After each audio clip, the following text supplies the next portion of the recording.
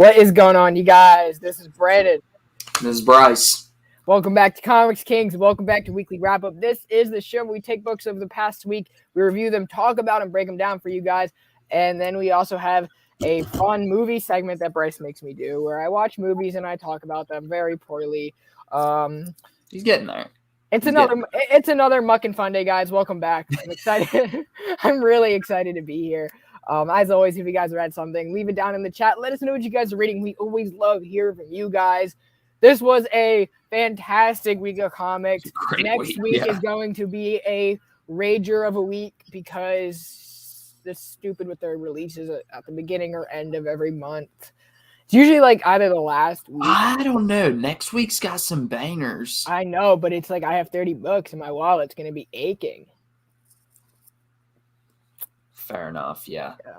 I'm having to wait till Friday to get my books because that's when new funds come in. So yeah, I feel you. I get mine early. I get mine on Wednesday, so I'll have mine, and then I'll be able to pick up at the store that evening and then read a little bit. Got a lot of stuff going on with the channel. If you guys are new here, make sure you guys hit the like button, subscribe. If you made it this far, 2 minutes in, you're typically gonna like what you see, so do it anyway. It's free. Another way to help us out, support us. Subscribe to the channel for more comic book reviews, more comic book discussions. For example, if you guys want to learn more about Hawkeye, we did a great archives episode talking about Volume 1 of Matt Fraction's run. If you like comic interviews, guess what? We have that too. We've interviewed legends in the industry like Jim Shooter, Marv Wolfman. We've also interviewed a lot of new up-and-coming writers such as Dan Watters, Ron B., Philip Kennedy Johnson, Michael Conroy, Becky Cloonan. There's a lot to have. There's a lot to offer for you guys over here. So make sure you guys hit that subscribe button. We have James DeMattis coming over this Saturday to kick off Reilly Spider-Man in January. I've seen a little bit of the book. It's great, fantastic. I'm really excited to talk to him about it. Especially because Ben Reilly's not a character that I'm as versed in, but I'm always excited to learn more, do my research, and have a great conversation with him. So I'm going to be reading a lot of that this week.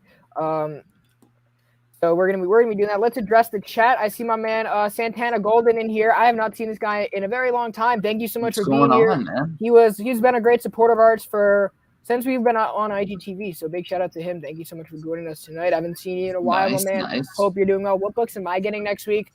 I'm getting probably 30 books. I'm getting probably all the DC annuals, Wonder Woman Historia.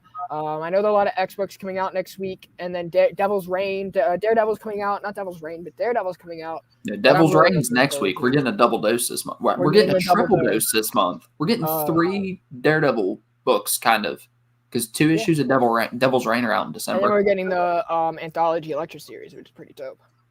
I'm going to be picking that up. I'm excited. That's dope for me to cover. It's like the best thing he's ever drawn in 10 years. But right. It's like the best thing he's drawn since Spider-Man, but I digress. What's going on? We got JT in here. What's up, JT? Go up all the way. We have Brother Rudy in the chat. Always appreciate your support, brother. Got Taki in here. What's going on? Taki's the man you guys got to watch for hauls. Epic hauls. This guy's always finding some stuff. We got Melvin. His profile picture is him holding a Hulk 180, if that tells you anything. Yeah, you better have some good books. We got Taki in here. Not Taki. We got Melvin. What's up, Melvin? How you doing, man? Melvin's also doing our day ones. We got Brother Joe in here, the true American hero, Brother Joe. Man of many words, many musical notes. I love Brother Joe half to death. We got Inja in here. She reread Batman, Long Halloween, a little bit of Saga. Inja, you got to keep reading Saga. It's the best book of all time. Long Halloween is one of my favorites. You know we disagree on that. Saga's great, but best book of all time. And you're asking for a backstage visit. You know what I'm going to say every time. I read this the wrong way at first, so I'm just going to leave it at that.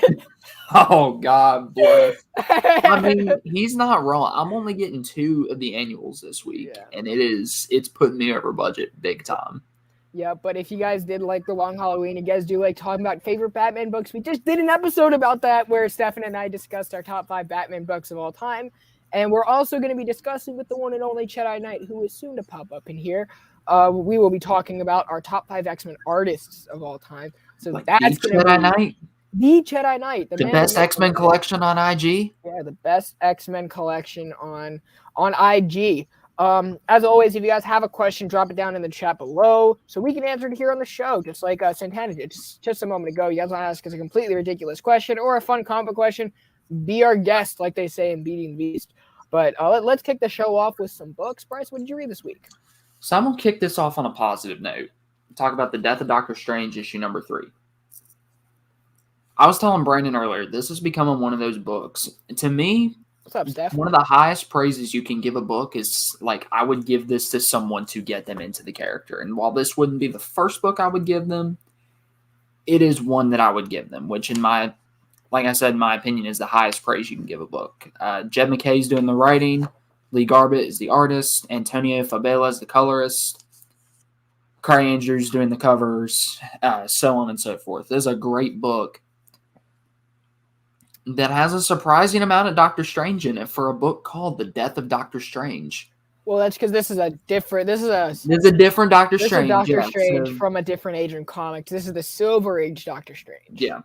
Which explains why in the beginning of this issue, he's performing his own autopsy. I thought that was hilarious. I'm like, of course he would. Oh, I thought it was great. And I loved having Jane Foster there. It really threw me back to the Jason Aaron run when he was teaming up with her version of Thor in the hospital and they were doing like medical stuff as well as magic stuff. I thought it was a fun little nod, really showing how much Jed MacKay knows his history. Well, there is a little nod to Mark Waid and Kev Walker's Doctor Strange Surgeon Supreme because like at one point in the book they were like working with each other and then like they just had they just like parted ways. But of course, no one's gonna pick up on the book unless you're a diehard Doctor Strange fan or a diehard Mark Waid fan because no one really cared about that book. I will be the first one to say I didn't give two craps about that book, but I didn't either at first. But I do kind of want to go back and read it now, just to give it a shot. Right, but Jed MacKay wants you to believe that he knows his history because he does, and he's like he's pulling a lot of Scott Snyder moments in this book or in this series or in all of his writing where he's like saying, "I know my history, guys."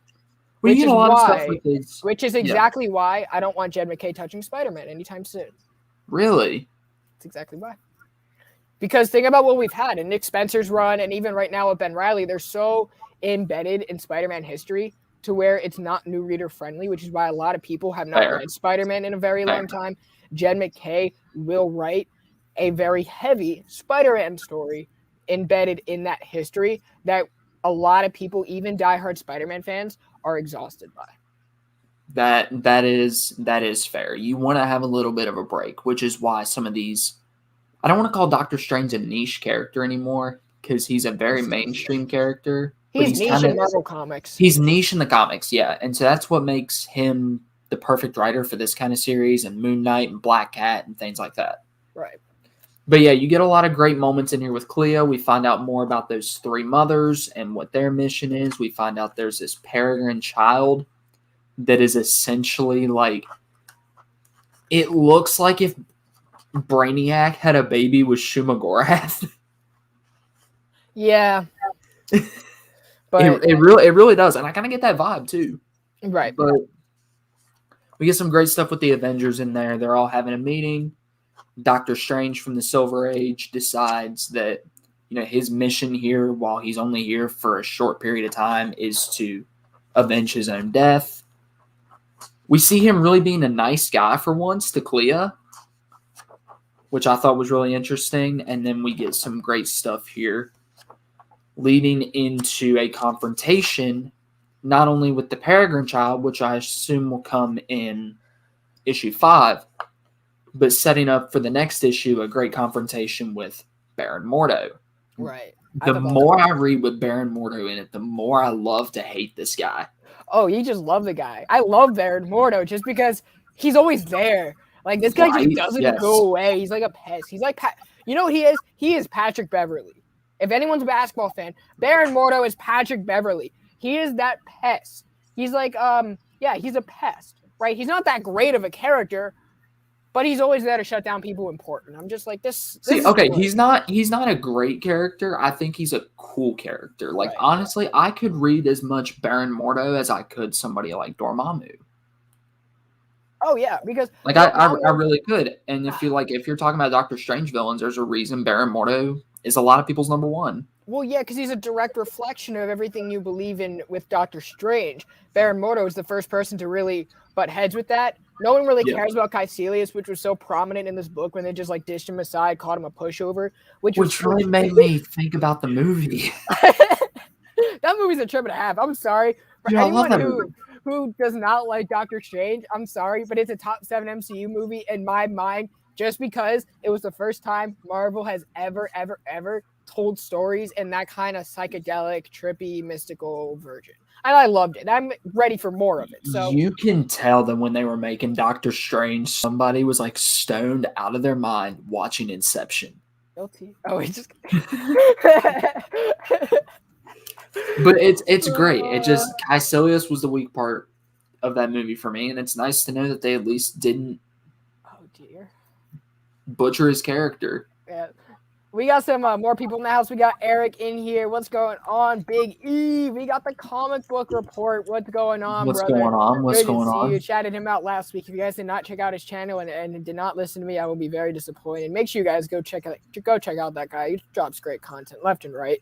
I'm really excited for what's in store for him. We got Bobby Delgado. What's going on, Big Bobby? What's going on? What's going on? Wait, Brandon watches movies? Yeah, see, like I He watch does now. films. He does now. I watch films. It's called peer pressure. Have you guys ever heard of it? Jeez. Guilty. All right, but yeah, I love that the Doctor Strange. I can't wait to see how it's going to conclude. Part of me wishes this was a standalone miniseries instead of an event, but other than that little nitpick, I really like it. Yeah, it's a great book. I honestly love this book. I thought, okay, so I don't usually retract what I say because sometimes what I say is right or I push for it to be right even when it's wrong. But I was very low when this book got announced. I even said on the show that it was the stupidest thing ever. And I give a lot of apologies to this title because I 100% retract what I said. And I don't usually retract what I say. So make sure you guys read this book. I read Amazing Spider-Man. Doesn't retract a lot. So there's a new Amazing Spider-Man book out this week, as there is every single week. So like between Spider-Man and Batman, expect a book every single goddamn week because Marvel and DC know how to make their money. This is ASM number 79. This is by some dude named Ziegler. I don't know. Cody Ziegler? And Michael, Cody Ziegler and Michael Dowling. This art, okay, so the whole this is weird because the art in this story was horrible when you were doing close-ups, when you were trying to create conversation. The art absolutely sucked. Yeah.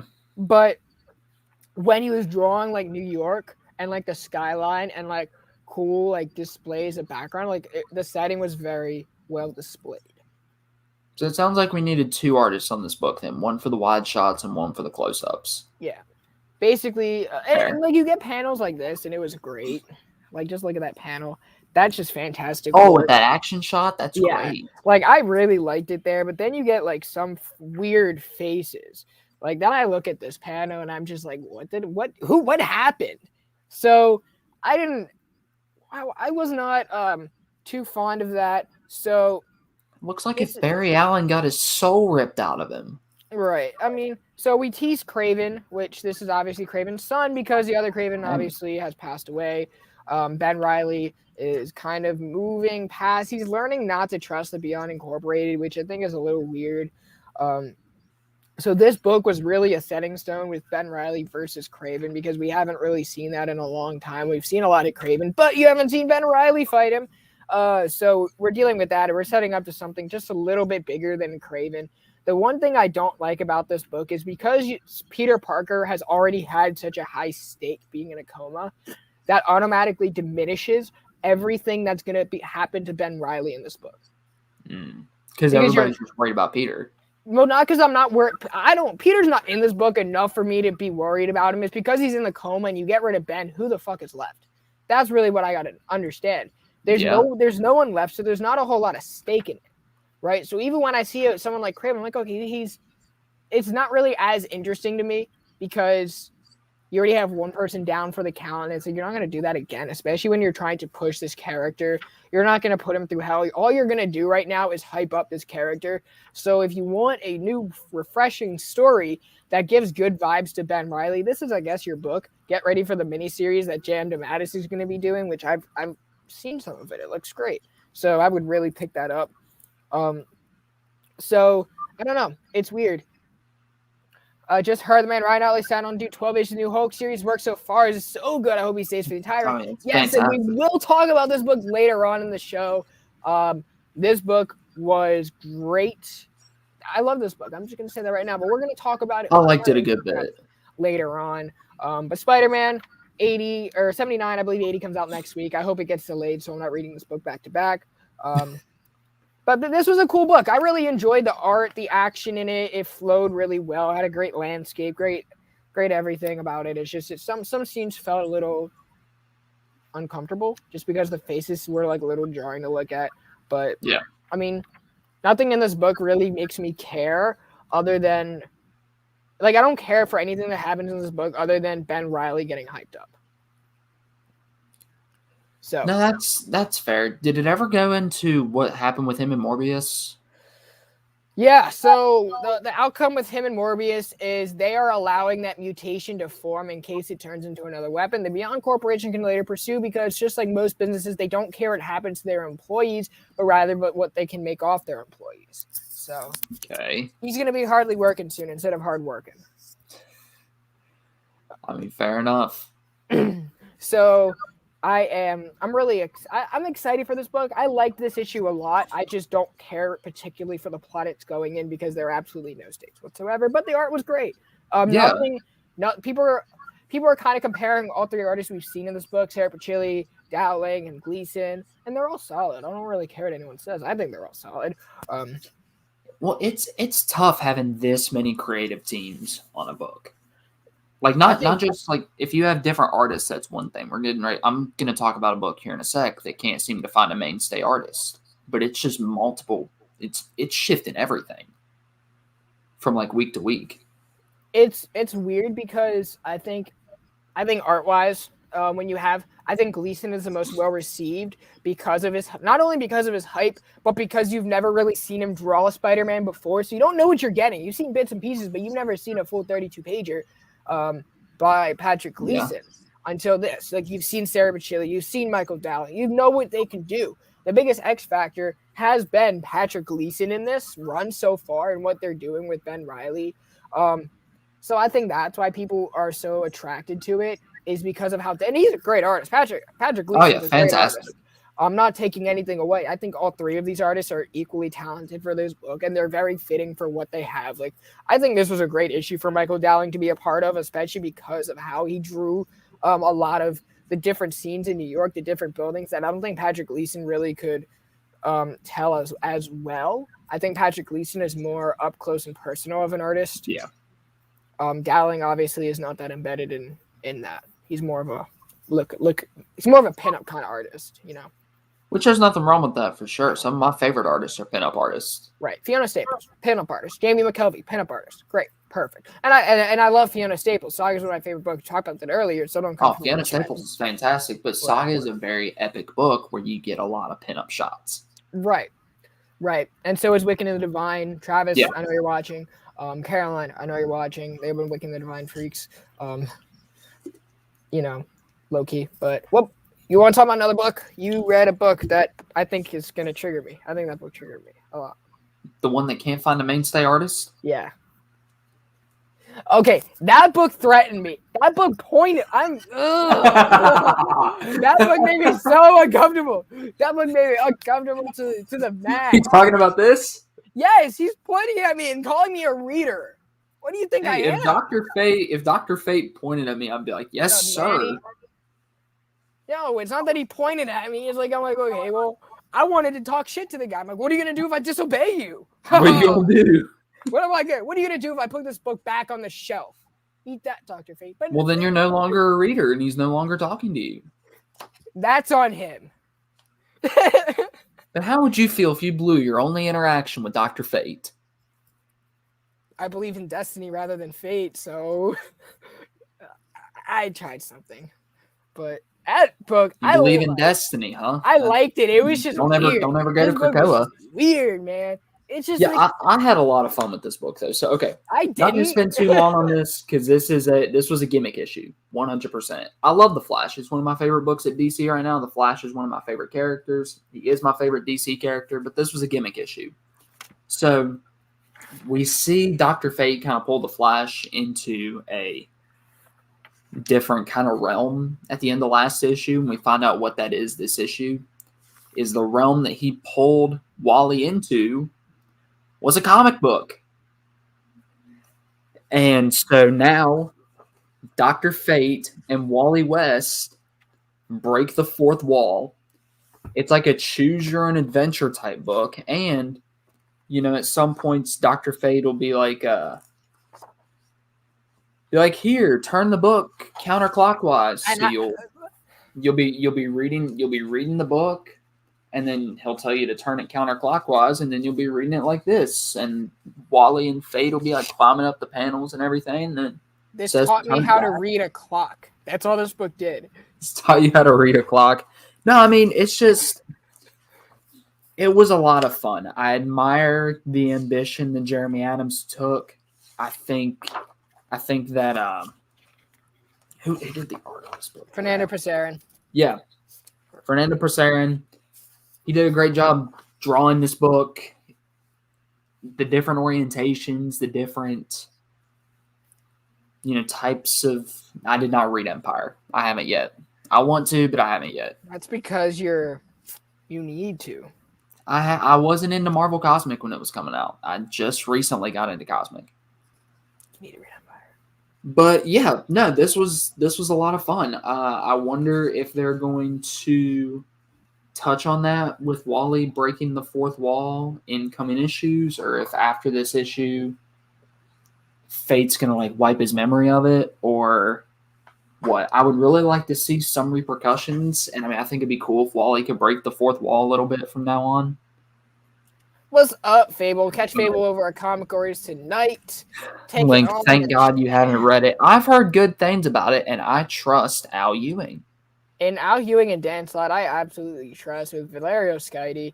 Okay, Dan Slott. I trust Al Ewing and Valerio Scheide. I haven't read enough Dan Slott to be able to trust him. I've read a lot of Dan Slott to be able to trust him. I love Dan Slott. I think Dan Slott and Mark Waid are on the same pedestal for me. And I know that's a really hot take, but I think that they really understand New York characters better than most anyone in the game. So see, there's a buddy at my LCS. He's a massive Spider-Man fan, but he hates Dan Slott with a passion. He wouldn't read Iron Man. He wanted to try out Iron Man. He wouldn't read it because Dan Slott was writing it. He probably isn't get over that because Dan Slott's writing it. I guarantee you, a writer that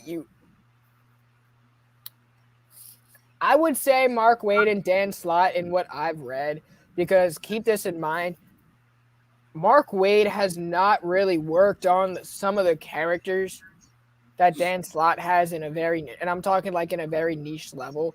Mark Waid, I would say his biggest niche project was Champions, which was great. Dan Slott's was She-Hulk, which I think was much better. This was before She-Hulk. It was before She-Hulk really was a bigger character. Obviously, we all know who She-Hulk is now, but at the time, dirty little slut. But I like them both. I like them both. Mark Waid, I've said, is one of my favorite writers. Dan Slott's one of my favorite writers. So I really don't have much to argue over there, but I want to talk about a book that ended. That's Batman Reptilian number 6. I really regret reading this in floppies, even though this book was probably the most misconstrued, creepy. This book was just plain creepy. I talk about the last issue making me uncomfortable. This book just made me uncomfortable, and just the way that it was told, and just the thought process that went into this book. I was like, what the hell? Essentially, Killer Croc is asexual and made himself pregnant unbeknownst to himself and his own psyche to create the Reptilian, and Batman likes to tease them about it. Nothing happened in this book. Taking notes from Loki. Yeah.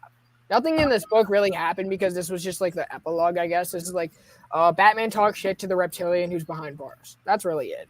When this book comes out in a hardcover, I will be picking it up. We probably will cover it on Archives, which is our show. We do talk about these kinds of books in a collected format, which you should definitely check out. It's by Garth Ennis, Liam Sharp. It looks great.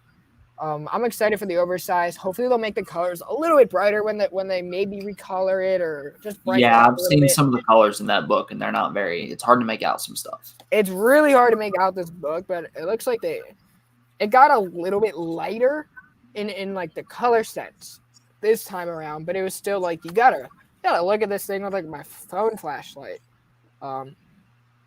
So I don't know. This book was fine. It was fine. I don't really care that much for it. After reading it, I'm like, this is just a really creepy way to say I like Killer Croc and have something to say about him. Yeah, I mean, fair enough. Also, I think Link's calling you out again. Prepare to read Empire and see another. I've read Empire though. What's up, 62? How's it going, brother? What's going on, man? Another book that I would like to talk about. Black Panther #1 came out this week. This is by John Ridley and Juan Cabal. Colors by Federico Blee. This was 2/3 of the creative team of Guardians of the Galaxy by Al Ewing, so I was really excited for this. Not because I'm excited for this for two reasons. I was excited for this because we get an ongoing Black Panther series, which I think is very ill-timed that we have one now rather than anything during the summer. I mean, we had the Ta-Nehisi Coates run, but like I think that there's too much of a hiatus in between runs. And I think that look at something like Captain America. I think they're trying to distance themselves so much from everything that Ta-Nehisi Coates did in Marvel because sales dipped into. Think about it like this. You're writing two very popular characters, especially with the media that Black Panther gets day in and day out and how powerful that character has become. It is a shame that that book sold the way it did because of how terrible the writing was. 800 588 2300 Empire. Oh, I get it now. I was like, what the hell, man? And apparently Killer Croc like, oh yeah, no shit. Liked himself a little too much. That's what you call it, one master. Oh, I'm getting some heavy Norse mythology Loki vibes from that. This dude, like. Yeah. But John Ridley is a screenwriter, came over to write the next Batman, signed a huge contract with DC going into 5G that never happened, so he still needs to fulfill his contract, so he's writing the pages of I Am Batman, which has not been a book that has had anything exciting to offer me. He also wrote The Other History of the Marvel Universe, another book, which an artist who I'm friends with, Giuseppe Camuncoli, I read it, and I just couldn't get through it. I'm sorry, but... Which book? Other History of the DC Universe. Okay, yeah. It was 4 issues. It wasn't that great. But this book I was especially excited for because I'm like, this is a character that John Ridley can actually, like, I could see writing, both on a cinematic level and in a comic book. The thing that I think that John Ridley suffers from is in films, you have a glass ceiling of what you can do with a budget, with a cast. And you have to, like, tighten your script to fit the short cast of characters. The thing is, comic books don't have that glass ceiling. You don't have to worry about, I can only include X amount of characters. It's whatever your artist wants to draw, whatever you can get past editorial. So I don't think that he understands. Well, especially somewhere like Wakanda. Yeah.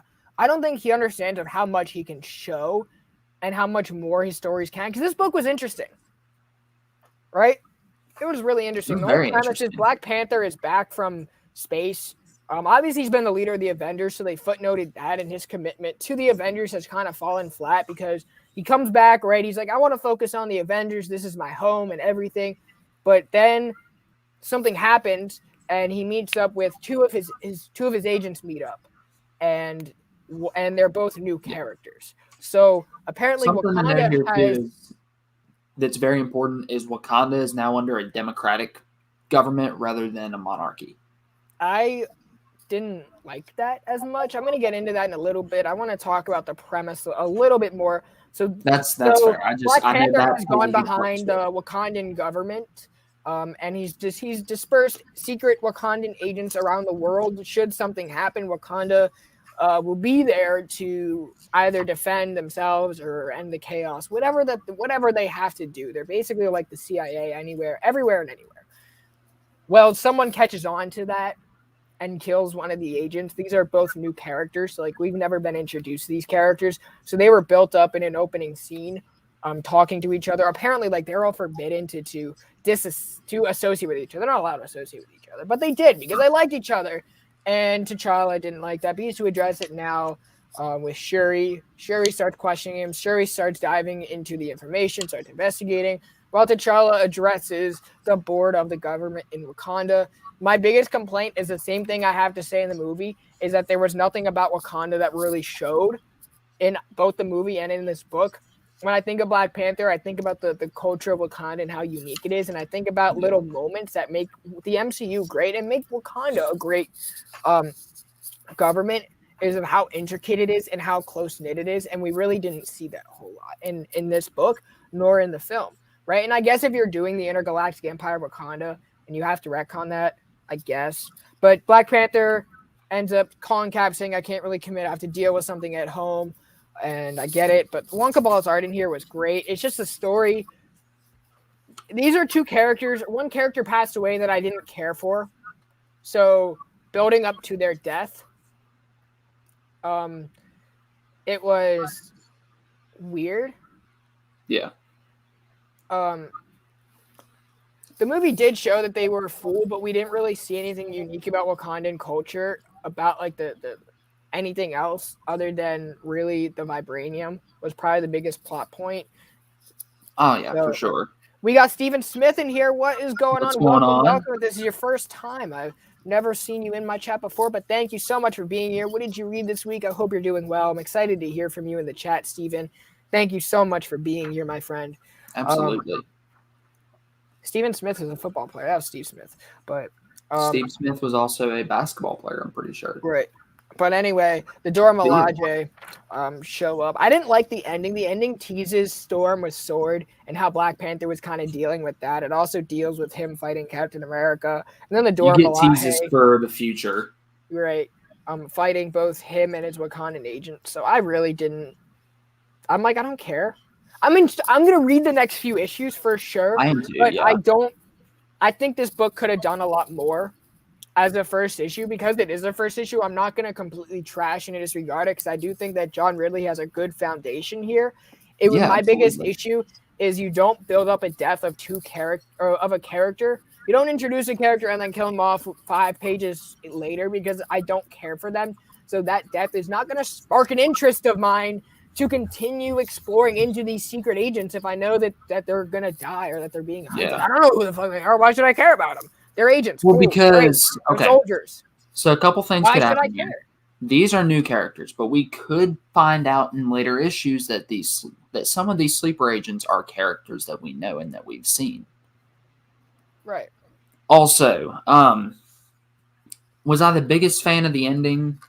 No, I thought it was a cool way to kind of wrap it up. I thought it was interesting. Again, there are a lot of ideas here that I like. I like the idea of the sleeper agents. I like the idea of T'Challa kind of being uncomfortable with his new role in Wakanda. Which is like he's like a figurehead. He's like a consultant. He's a consultant. Yeah.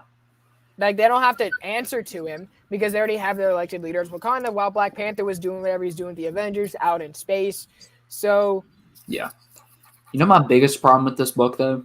And it was something I didn't notice until later. So we know how much this book got delayed, right? This book was originally supposed to come out in August. And if it had come out in August, I wouldn't have this issue because Death of Doctor Strange came out in September. Issue number 1 came out in September. Doctor Strange is in this book. In his modern costume. His act like Doctor Strange as we know him. Not Silver Age, not anything. Doctor Strange is in this book. So I think that was a huge missed opportunity by editorial. Right. And that is honestly my biggest nitpick and problem with this book. I could have handled another delay as long as everything is consistent. Right. I think they could have easily recolored it. Not that hard for Wonka Ball, but we have not talked We have not talked about Hulk yet. We talked about Flash. We talked about Black Panther. We talked about Batman Reptilian. But what was another book that you read this week? I read, and it was a book that I really enjoyed. So, yeah, I enjoyed Black Panther. I'm going to check it out. A few major issues, but nothing that I can't get past. Thor, number 19. I had a feeling you were going to talk about Thor. Well, I told you I was before. Man, I'm going to talk about it now. Can't go back-to-back Donny, man. Come on, the internet can't. I can always go back-to-back Donny. The internet can't handle that, He went back-to-back Ryans on us. He has 2 Ryans now. I need 2 Donnies. Ryans? He has Ryan Ollie and Ryan Stegman. It said Ryan Stegman. I know, but he has like Ryan Stegman's like his. Oh, okay, yeah, fair. Okay, fair. Do a Okay. podcast together. They do. It's a great podcast. But yeah, Thor number 19, written by Donny Cates, art by Nick Klein, colors by Matt Wilson. We should talk to them. We should have them on the show. I would love that. I should. I'll send them an email. You know when Nick Klein gets back on this book that it's going to be a banger. Oh yeah. And so this is God of Hammers Part 1, and it starts out how Donny likes to start out his big arcs. Oh, with it's a always big cosmic. He likes to go back into the mythos of space and how things were made, how things died, how things came back to be. Mythbusters. And we get the history kind of Mjolnir. That's we see, he's a cosmic mythbuster. Yes. We see Odin forging it. We see Thor wielding it. We see Jane wielding it. We see Thor making a new Mjolnir. And it all comes to a head with All-Father Thor going back to try to find his hammer. So we see him and Lady Sif. We see him kind of be harsh with Lady Sif, meaning like this shows how serious that he is right now. So he goes to find Odin again. That's one thing I'm not a huge fan of is they're retreading ground. We're finding Odin and then we hate Odin. We're finding Odin and then we hate Odin. I'm going to talk about Hulk next. I just want to let you know. Oh my gosh. We're doing back-to-back Donny. We're back-to-back Donny. Okay, but yeah. Basically, Thor and Odin get back together, together to go do their thing, like we saw in the Prey arc and in the Black Winter arc. And they go try to find the dwarves to see if they can go hunt down Mjolnir. Well, they gone. They dead. Somebody has killed the dwarves with Mjolnir. Cool. And so that's the big setup for, that's killed dwarves. That's part 1 of this arc. Sleeping Beauty would be pissed. Snow White. So yeah, did I really just say that? You did. Oh, I knew that. You were too worried about going back-to-back Donny. You didn't even get your Disney right. Yes, back-to-back Donny just really me. Thor is just, it never really left for me. But it's back now. It is back, and I'm so excited. There's a reason this run is as awesome as it is, and I almost forgot about it for a little bit. But oh no, this arc is fantastic. Oh, I'm not even gonna lie. For Hulk? Oh no, Thor is great. Thor is great. But we are going to be talking about Hulk. So, Santan, if you're still here, let us know your thoughts. Anyone else who wants to share their thoughts on Hulk or any of the books we've discussed, feel free. Or any books that you've read and you want to share your thoughts. Yeah, let's go back to Donny real quick. Hulk number 1 by Donny Cates, Ryan Ottley, and Frank Martin. So, the same colorist on Venom. So, this book is very... Okay, so I didn't finish Immortal Hulk yet. I still have 1 issue left. I haven't either. I have like 30 issues left. It's coming out unlimited, so I guess something happened, which I'm reading. I just haven't seen the aftermath of it. Bruce Banner and Hulk are split, which is a concept that we've seen before. I think it was the last time I was introduced was Mark Waid's run. Yeah. When did Mark Waid do the Hulk? He did like Indestructible Hulk or something. Okay. Whack-a-mole with the doors in them. Oh my god. Like hungry hippos type thing. That's rude right there. Pick on some of your own size, Bobby. That's what I would say to him. But so the whole concept is the dwarves are your size.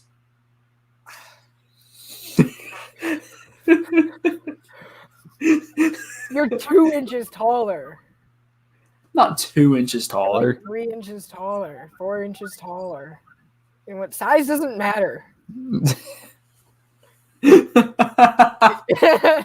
All right, Brandon. I'm sorry. Continue. I had to. So mean to me. Yes. So mean.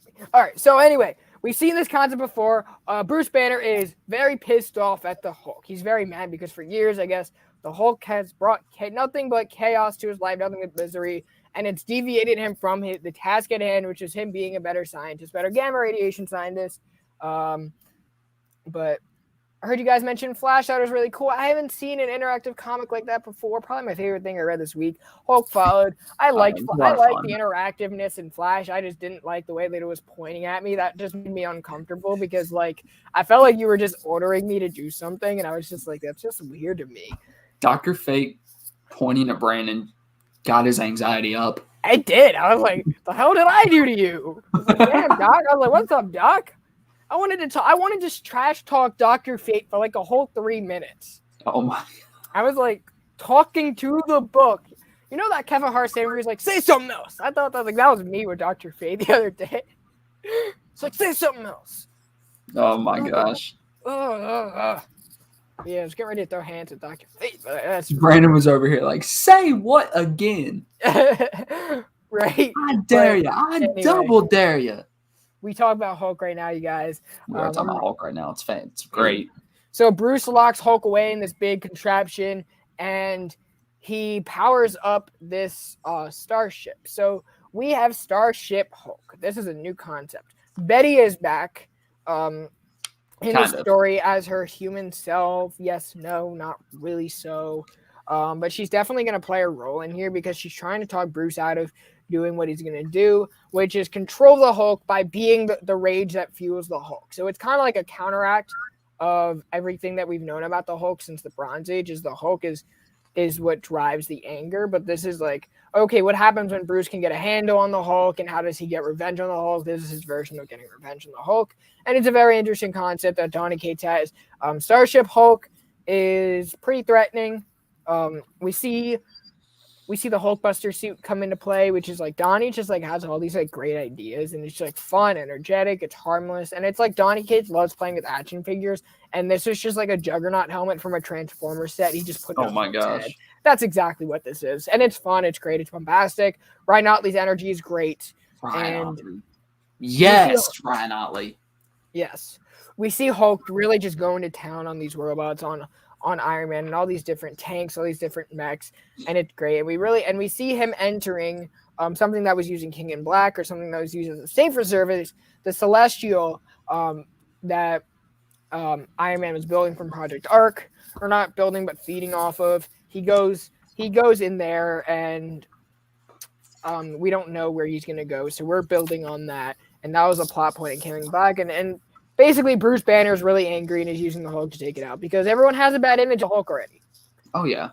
And I think that's like, Bruce is in this like F the world mentality because for years people just see the Hulk as just a symbol of destruction. And no matter how hard he tries, he can never rewrite that narrative of what the Hulk is seen in people's eyes. Right? Like, what's the one thing you see when you see Hulk? Is rage. Oh, yeah. Anger. Right? But no matter how much good he does, it will always be that. Cates and Otley was such a fun, perfect team up. Why hasn't it happened before? Because Ryan Otley was trapped in the Nick Spencer Spider-Man run for years, and this was his way of getting another shot at Marvel, which I guarantee you Donny Cates just took him under his wing because everyone knows Ryan Otley's potential. It just wasn't in Spider-Man, which Ryan Otley being from a very small town, never really worked with like big skyscrapers. It's very hard for an artist to draw something they're not familiar with, and I don't think Ryan Otley's all that familiar with New York. I think what made Invincible work is because it had that like spread outness in its cities. And it wasn't really focused on that as well. From the ground up too. Right, and it wasn't something that like Ryan necessarily had to focus on as much as blood and guts and everything else in that book. And I think this book is great for him because it's not Ryan Otley's not as strong building a setting as he is in drawing like fantastic action and just fantastic like it's engaging. His art's very engaging. Conversations too. He's great with facial expressions. He did for issue 3. I think Wolverine to come to play in this iconic issue. I have not really. I'm have to see that. That's news to me because I don't really pay attention to what's coming out unless I see it in solicitations, and I probably saw the cover. I just didn't really look at it a whole lot unless this was released today. I wasn't really on my phone much. Had a pretty busy day. But couple things I will say about this book, though, because I do try to, if there is a flaw that I see, I do want to point it out. Why was Doctor Strange in this book, too? Like, has Marvel just given up on continuity, too? oh yeah, Marvel does that all the time. But Okay, fair enough. But yeah, like Doctor Strange being in this book, that's really the main thing. But I loved seeing how bloody this got at some points. I mean, like obviously it's green blood, but right. it's great. Also, just kind of a little funny thing right there. Love seeing Amber Bennett in the Captain Marvel uniform. Oh yeah, that was cool. No, Another thing I do want to point out, if you guys, I guarantee you, everyone here watches different YouTubers, different comic book reviewers, people talking about the books, right? I guarantee you, this is probably one of the last times, not the last time you hear about Donny Cates' Hulk, but the first issue, because our show comes out a little bit later than most people's. Yeah. A lot of people were very low on this book. Now keep in mind, there's kind of a cape exhaustion going out there right now. And people are so quick to dismiss first issues simply because it tests their patience. First issues aren't meant to give you all the secrets. They're meant to give you more questions. A lot of people nowadays don't like questions, don't like not knowing something. So a lot of times readers nowadays are becoming more and more impatient. That's a very human thing. Doctor Strange moves the timelines, Bryce. He's here. He's there. He's ever. At least he's not pointing at you. Exactly. Bobby has my back. No, okay, but like if one of your big events right now is the death of Doctor Strange, why do you put Doctor Strange in every big release? Because they do that. Every 6 months they'll throw Doctor Strange in everything. They will never see him again for 6 months. That's a Marvel thing. I feel like Yzma in The Emperor's New Groove all the time. I'm just over here like, he's supposed to be dead.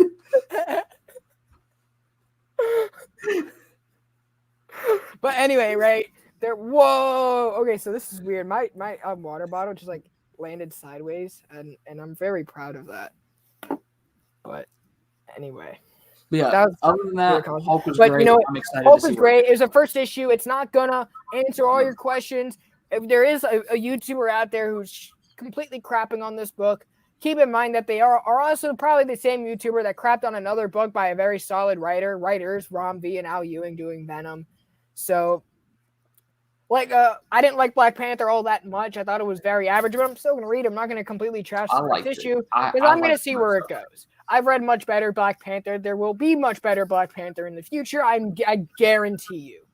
But John Ridley obviously has a strong voice for the character, so I'm going to see where it goes. It's engaging enough for me to keep going anyway, whether I liked it or not. Leaves me wanting to see those answers come to light. If I don't get those answers, I'll drop it. I'll leave it. But people are dissing first issues like this. Again, let it go. You know that Donny Cates is going to write great issues. I think for the most part, since he's been in Marvel, he's been very solid. And I can say the same for Rom V and Al Ewing and all the books that they've put out. So he has been. And if you are doing the whole YouTube shebang rodeo thing, be careful what you say about a first issue because your job is to promote the book and to let other people form their opinions, not say why your opinion's the best thing on earth. We got cinematic displays saying Black Panther gained. I've never seen you in the chat before, so welcome to the show. I'm excited to see you. I'm glad you liked Black Panther. It gave me a lot of interest for the next issue, so I'll give it that. But other than that, I thought the writing was very weak. I didn't care for what it introduced. I didn't care for the secret agents. I just think that was built up in a way that was like, I'm gonna throw something at you. Yeah. Because they're Wakandan and you should care about them because they're Wakandan. Well, I don't care about a character I don't know. But like you said, you know, I think they kind of, I don't want to say they pulled an Uncle Ben on us, but they kind of did with how they established T'Challa's relationship with this character that died. Right. Santana says he made a little haha when he said it. He said, and I quote Ryan Otley, Hulk 3, it's going to make you say naughty swear word out loud or your money back. That was on Twitter. I'm excited. Well, I don't swear, so it looks like I'm getting a free issue. Nice. Good work, bub. But this book has been, I don't know. I like to trust writers, give them the benefit of the doubt. So if it doesn't pop and pull me by next issue, it will get dropped. Yeah, I can agree with that. I'll probably give it. I'm gonna give it at least 2 or 3 more. I'll give it 3 because I know that John Ridley is a very cinematic writer. He likes to write in longer. The only other thing that I will give him that I'm worried about is he's only written miniseries. Yeah. He hasn't written an ongoing, so I really do want to see his pacing in here. I think the pacing in here towards the end of the issue got a little rushed, but I think he'll come to find this book to be a learning experience to write a better project next. So if this, I guarantee you the next book John Ridley does will be much different than anything he's ever written before. Maybe a lot better, too. It will be a lot better. I have 100% faith in him, simply because of how astounding he is as a screenwriter and just the potential he has. It's just I don't think he's learned yet. And people learn at different speeds, too. A lot of people are dismissing him way too early. I dismissed him completely from a lot of books, but I'm giving it a shot. Well, okay. I will give him a shot if it's a character I care about, like T'Challa. Next Batman, I Am Batman. No offense to the Fox family that doesn't exist, but no offense to them. I don't care about Jace Fox. No, I don't care. So I'm not going to read it. But T'Challa, I will. I'll probably ride this book out for a little bit, unless it gets to be abysmal. Speaking about a book that I was really excited for that completely dropped the ball, was a new book from a new creative team to comic books, and that was Hawkeye #1, Kate Bishop by I'm gonna try this out. Marieke Nijkamp and Enid Balam. I'm so sorry, I mispronounced that. Yes, check out Fable on next at Comic Gories at 9. So we're still gonna be over here, but I guarantee you Fable will be on Comic Gories, so we're gonna be supporting him as well. Brother of the PCP Army Bad Bash. But anyway, this book was not it for me. I think the art was atrocious. The story was amateurish. And it felt like you're writing. Kate Bishop is a very mature person, and this brought out a lot of immaturities in a young adult that is not fitting to her character. And it's really weird because she goes to LA. She's trying to live the big life. She's trying to be like a West Coast Avenger, but yeah, it let you down. I was very let down as well. I didn't particularly like this. I think the writing was very 90s in the fact that it's like, if you've ever read a Fantastic Four book from the 90s, the dialogue is absolutely atrocious. And it's like, they say everything they're about to do, and then the next panel is just them doing it. I was like, but why did you do that? Yeah, there was really no point. That was definitely not Kate. I'm not reading this book anymore. I don't care. And then another book. I'm just doing now, Brandon, what if it goes on to win an Eisner? I will not have my vote. If it wins an Eisner, I will do 20 push-ups butt naked up a pine tree. That's it's not going to happen. I don't want it to win an Eisner now. Kelly Thompson's Hawkeye is the way to go. Yeah. What other books you got, Bryce? I just talked about 2. So, speaking of a book about a young character going through a maturing phase that it was not a letdown. Robin issue 8. I love this book. Oh, man, this book's phenomenal. Joshua Williamson, my guy at DC right now. Hey, Dad. So an Eisner is basically like a Grammy or an Oscar or whatever, the big awards for comics. It's like winning the Super Bowl for a comic book writer. Yeah, except unlike the Grammys and the Oscars and everything. There's no Tom Brady. Oh, wait. Unlike the Grammys and the Oscars and things like that, Eisners actually mean that there is some talent behind this book and there is some talent in that creative team. Eisners still hold weight. This book had none of it. That had none of it. Whereas a lot of the books we've talked about tonight, very, very much potential to. I would love to see Robin at least get nominated. I don't think it will because it's not that kind of book, but that's an interesting question, Brandon. Before I go talking into Robin, would you rather have Robins or Hawkeye? Which did you hate more? Oh, Robin, because I care about this character so much more than Kate Bishop. That's fair. And I like Kate, but I like Kate as a character. I think she's a very solid character. But I'm not going to pretend to love her the same way I do because there's a TV show out about her. But I like her. I appreciate her. Ed Brubaker's the GOAT. I love Ed He Brubaker. really is. I love Ed Brubaker. Yeah, Brian. Stop it. What's wrong with you, man? Oh man. Okay, so Robin, we see, we really see what's going on this Lazarus Island with the Lazarus Pit and everything going on here with Mother Soul, as we found out in the last couple of issues, is Damien's great grandmother. So this is really just the end of the tournament. This is ending this first arc that we have so far. And it is the last showdown between Damien and Connor Hawke. So a lot of this issue is just them fighting and more fighting and more fighting. They're this two was very a silent issue. stubborn characters. Yeah, it was a pretty much a silent issue until the end. Hawke wins, but Damien, refuses to lose. He loses anyway, and then eventually the demon of Lazarus Island. So it's very much leaning into that. This is an Al Ghul book through and through. I love it. And I love it. Yeah, Ra's al Ghul, the League of Assassins, all that. They're my favorite villains of the Batman universe. Oh yeah.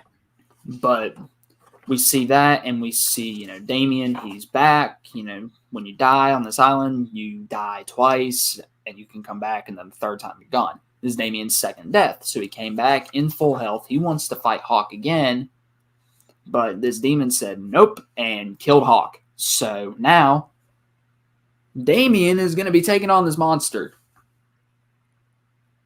And I'm hyped. Yeah. I was like, it ripped right through. Spoilers, because we do that on the show.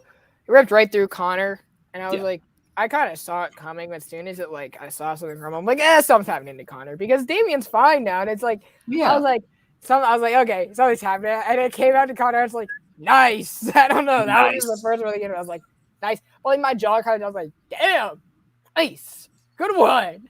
Oh yeah, Joshua Williamson, Gleb Melnikov, Hi-Fi, Dunbar. Is that who was? Where's the creative? Whammy as I collect your toys and comics. Yeah. There you go, brother. There you go. Toys are a whole rabbit hole and a half to get down. Oh my gosh! Like Gleb Melnikov and Max Dunbar did a great job co-penciling this. Right. Let's talk about another DC book. I got Deathstroke number 3. It's pretty much a win or go home for Damien. At this point, yes. And by home means that big old home in the sky. Yeah.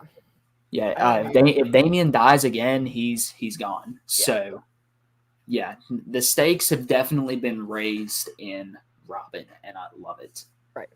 I read Deathstroke number 3. I know last time this book came out, I said I wasn't going to keep reading it, but I did because this arc looked a little intriguing. I liked the cover with the horse Slade with a sword. I'm kind of a sucker for that.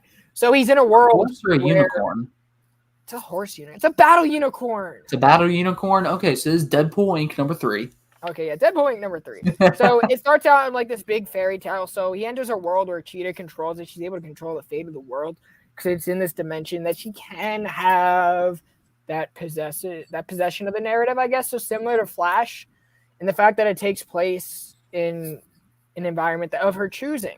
So it's like a medieval vibe, which I guess it's fine. I guess I didn't really care for too much of how that's set up. It was like, okay, cool. You just like having Howard Porter draw different armors of Slade Wilson and draw different weapons that he can use. So I was like, okay, cool. That's just an artistic choice for the book, giving your artist more flexibility. I get it.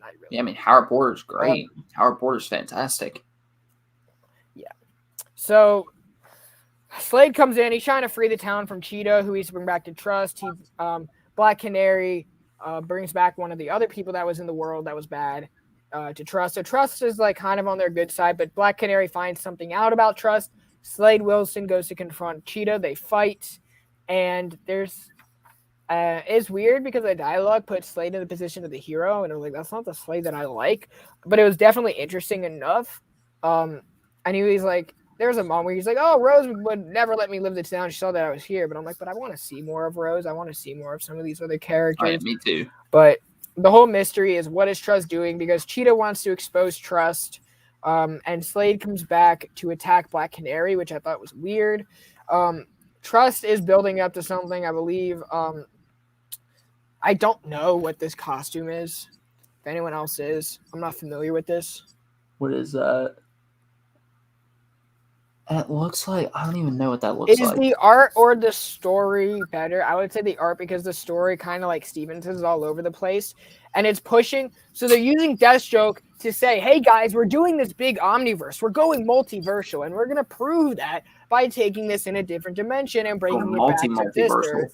So I'm like, okay, cool. What in the bots? We can get rid of this. We have bots now. Moderator. Nice. No one clicked the link. Good job, everybody. Good job. Way to stay strong. Oh my gosh. How do I block this person? Apparently they're blocked for 5 minutes. So let's see what we can get through here into 5 minutes. But yeah, Deathstroke, I've heard that the story is all over the place. I think Joshua Williamson is getting stretched pretty thin. Yeah. It's Libra. Okay. I'm not too familiar with that character, but we have Deathstroke fighting Black Canary, which I thought was weird. I don't know. Protect yourselves. That was weird.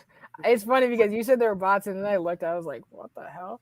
But this book is really all over the place. It's using Slade Wilson to push this omniversal thing, and I'm like, okay, I don't really care for it. This book is a lot of filler. I don't think this is really going to mean anything. It's just going to say who Trust is. They're going to bring Trust into something that they're going to do. Maybe it's just like incarnate or incarcerate, whatever it is. But incarcerated? I don't know what's the name of the book. Justice League's all in jail, everybody. You know what? Maybe that would be a compelling story. Crime Syndicate. I mean, yeah, but you know, I don't know. I'm not buying this book. I like the art, but other than that, it's like it's all over the place. And this is the runt of Williamson's. It's fine. Yeah, it's no Robin. It's probably not going to be as good as Batman. He's obviously got Infinite Frontier to worry about. Right. It's weird because I like Williamson in his character pinouts, but I'm like, why is Slade back and fighting Black Canary? They literally, Deathstroke Inc. I don't get it. It's so stupid. This book's just so stupid. I don't get it. It's stupid. It's so stupid. What book do you read, Bryce? It's stupid. Well, I only have one book left that I told you I'd give you, but if you want me to talk about it. Oh. We can both talk about it. All right, Xmen number 5. I love this book. Brandon was a big fan of this book. Brandon's a big fan of Polaris. No. Polaris is a big fan of me, and we're happily married. Of you. Yes. When I told you guys about third issue, Ryan showed Hulk. Bryce said he was going to get a free issue because of naughty swearing. I started laughing, Bryce.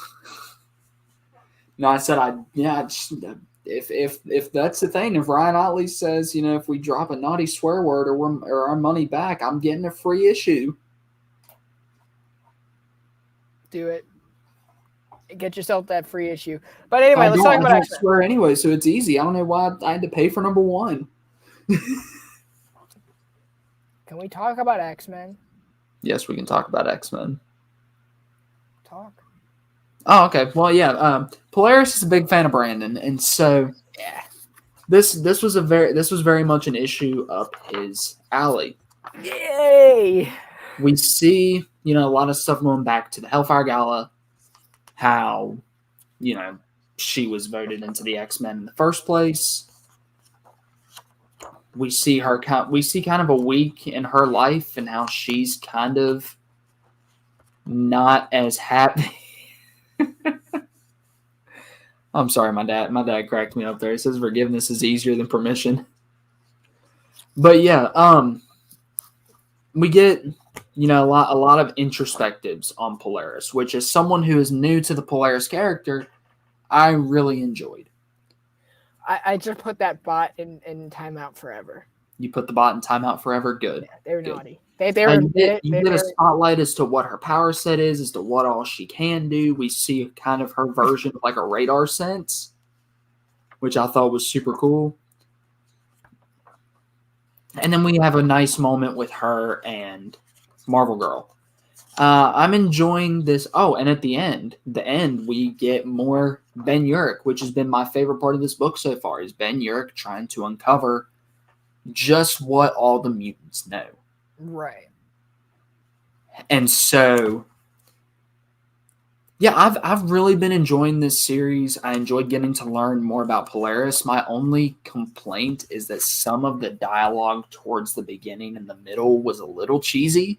I don't know what you're talking about. Polaris is a great character. She's a great character. I just thought the dialogue was a little cheesy. Towards the end, though, with her conversation with Jean and then Scott and Ben's conversation, I thought it was great. I really, really enjoyed it. We get more of the Dr. Stasis character that we were introduced to in the earlier issues. We're really starting to get rolling on this run, and I enjoy it. Steven says, I'm enjoying X-Men as a whole, still reading each issue, but it feels so self-contained when it's dropped. Oh, this is written in a very Hickman-esque way, because it's like slowly building something, and like people are going to dismiss it, right? Because they're not going to think it matters, and it does. So what I really liked about this, it was kind of methodical the way the Polaris operates. She's a very intelligent character, because she chose a great guy. Yeah. Yeah, so Alex is a really great character too. Havoc, I love Havoc. Havoc's fantastic. Yeah, Havoc's great. Shocked we haven't seen more of him.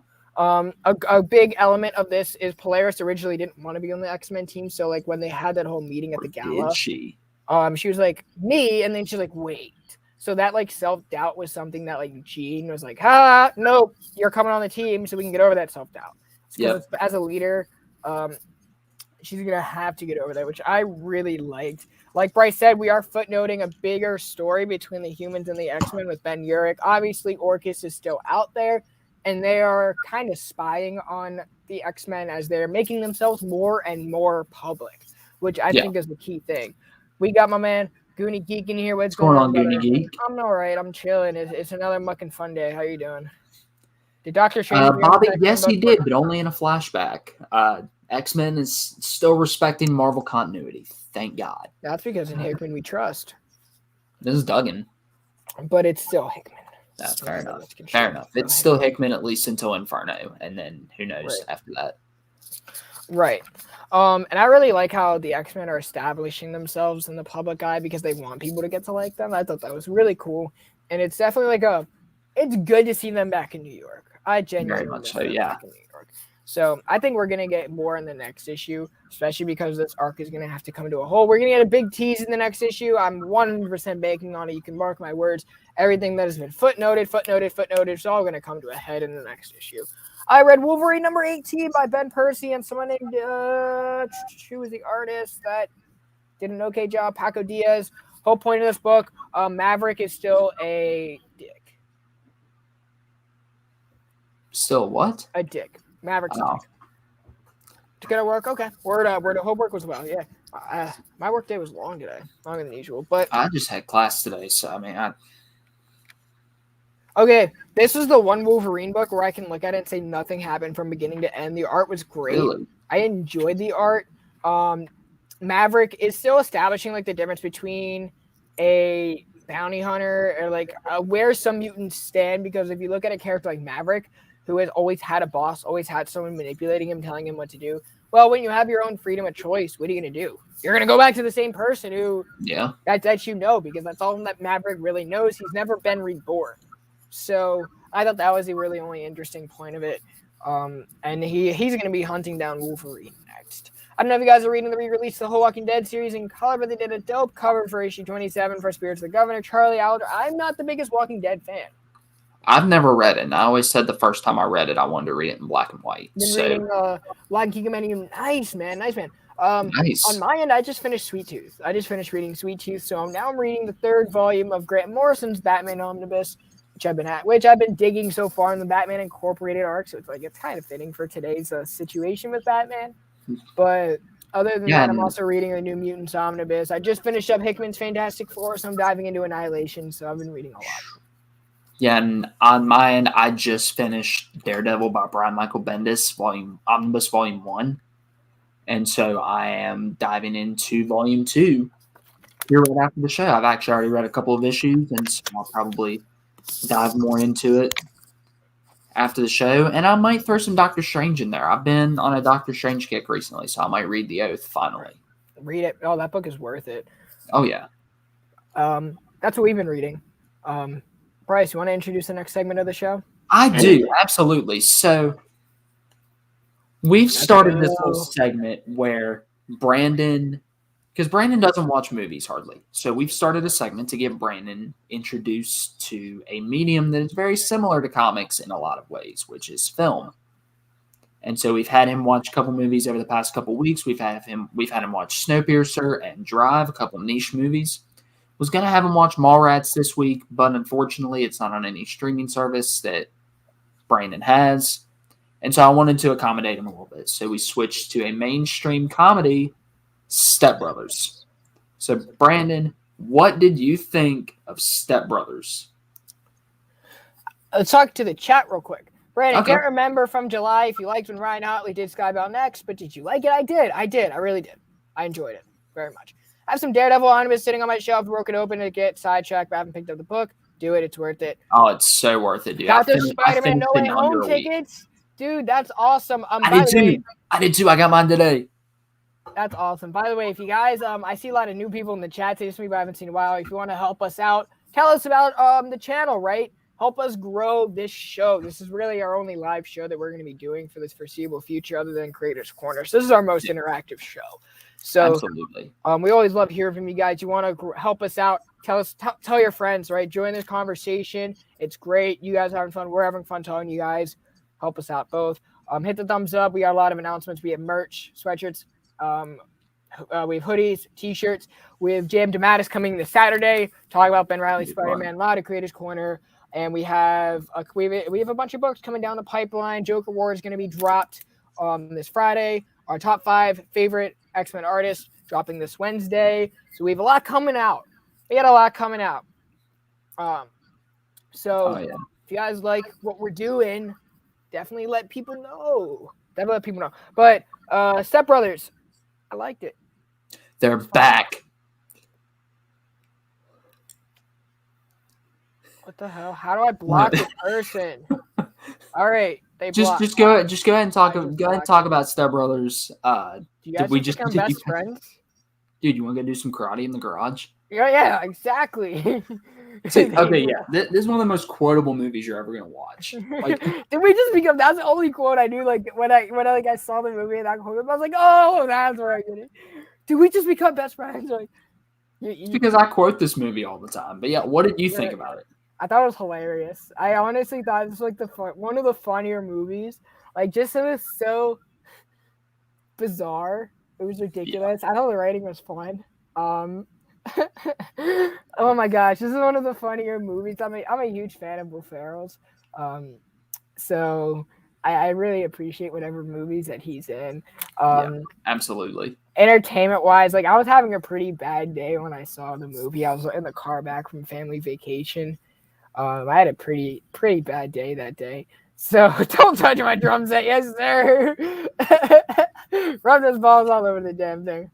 But that movie definitely like lifted me up. It was hilarious. I liked how they came together at the end. Boats and hoes. Yes, right. See, yeah. And like everybody knows this movie. This is one of those movies that will bring people together. I love Step Brothers. It was hilarious. I mean, yeah, there's not really samurai sword. Oh my gosh. The funniest part about that movie too isn't even that Randy Jackson signed a samurai, or that it. The fact that Randy Jackson samurai sword in the first place. He said that was all he had. He's like, you're not gonna like. I met Randy Jackson. All I had was a samurai sword. I'm not gonna not get Randy Jackson's autograph. And I was like, why is the only thing you had a samurai sword? Right. And then when Will Ferrell's character is burying his stepbrother, why? He's burying his brother in the backyard. It's like, what are you doing? I'm burying you. And he climbs back out and he just yells, zombie! Oh, man. Dude, that movie cracks me up. I'm glad you finally got to watch it. Now you'll finally understand all my random quotes from that movie because I use quotes from that movie a lot. Right. Oh my gosh. I think I need to start using quotes from that. Oh my gosh. Absolutely. We're like, I do want to take the moment because we were asked earlier. I do want to talk about the books coming out this Wednesday, New Comic Book Day, December 1st. Kicking off the month. It's okay that mine's not movie quality. Samurai Sword, Dr. Dinosaur. But I really liked it. If I'm giving Katana, it Samurai Sword, I mean, they're very similar. If I'm giving it a rating, I'll give it a 9 out of 10. I'll give it a 9 out of 10. I really liked it. But let's talk about books coming out this week. Out of AWA, they have Hotel Volume 2. They've already sent us a copy. We've read it. I really liked it. So you guys should definitely pick it up too. If you guys want more of AWA, their links are in the description below. They're great.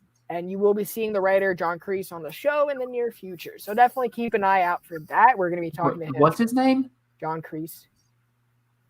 Not okay. Okay, Mr. Miyagi, calm down. Boom Studios has Once and Future number 22 that I'm picking up, even though I'm not I'm just like stacking it, reading it in trade. DC Comics, we have Action Comics by our very good friend Philip Kennedy Johnson, and then we have a whole crap ton of annuals. We have the Batman annual, the Batman Fury State Omega, Detective Comics, 2021 annual number 1. We have Batman the Detective.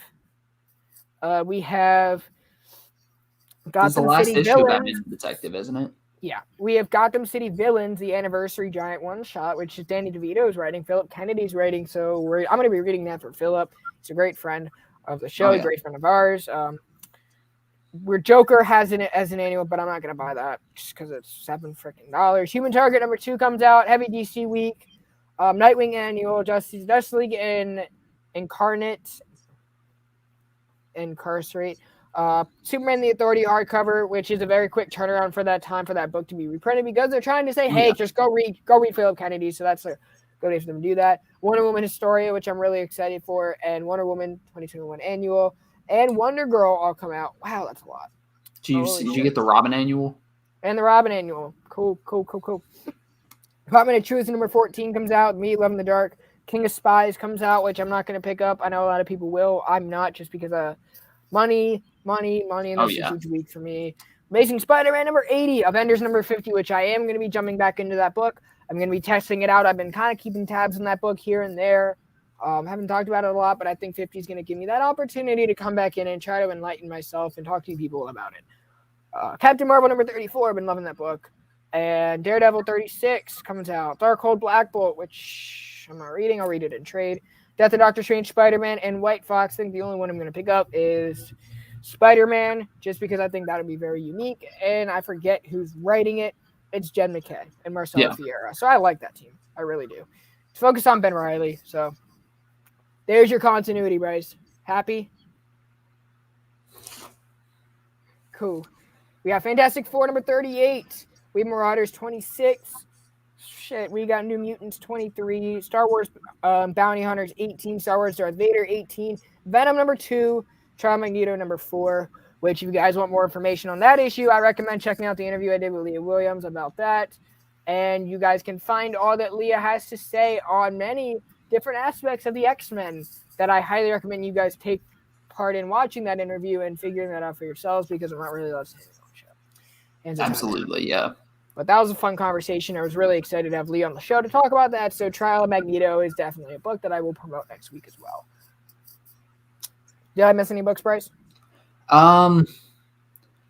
Just one that I would love to highlight from Image. I'm probably going to end up talking about next week. Firepower by Robert Kirkman and Chris Samney. Issue 18 comes out. Book's been phenomenal.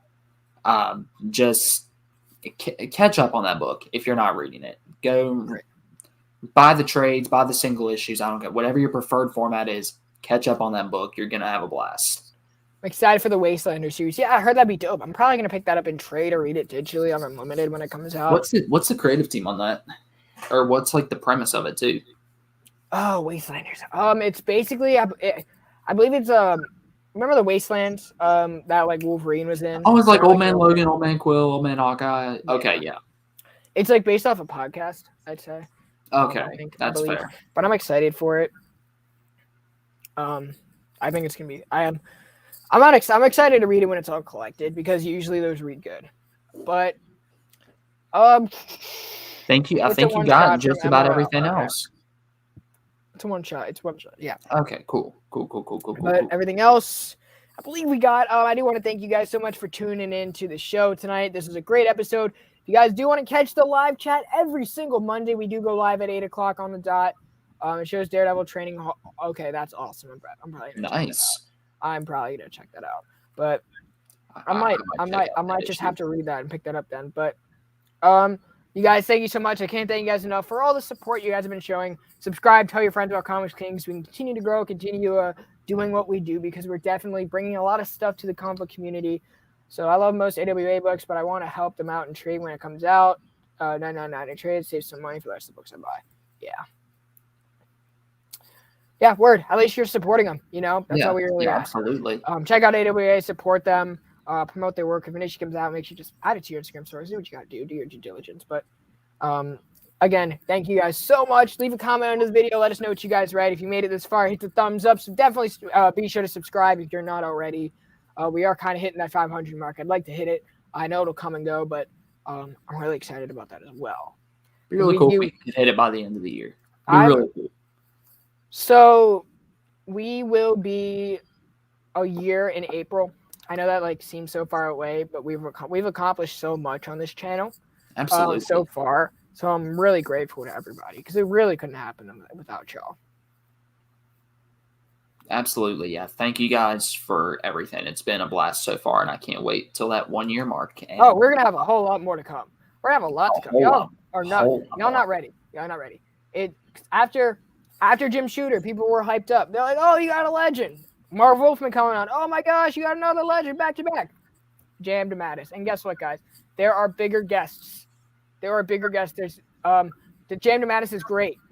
But there's more. There's a whole lot more to come to the channel that I'm really excited to talk about when the time comes. So, absolutely, yeah. I think that pretty much wraps it up. Yeah.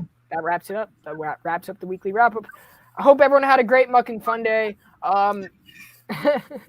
Have a great rest of your week, you guys. Make sure you leave a comment on this video. Let us know what you guys like. Thank you guys so much. As always, have a great rest of your night. Thank you guys.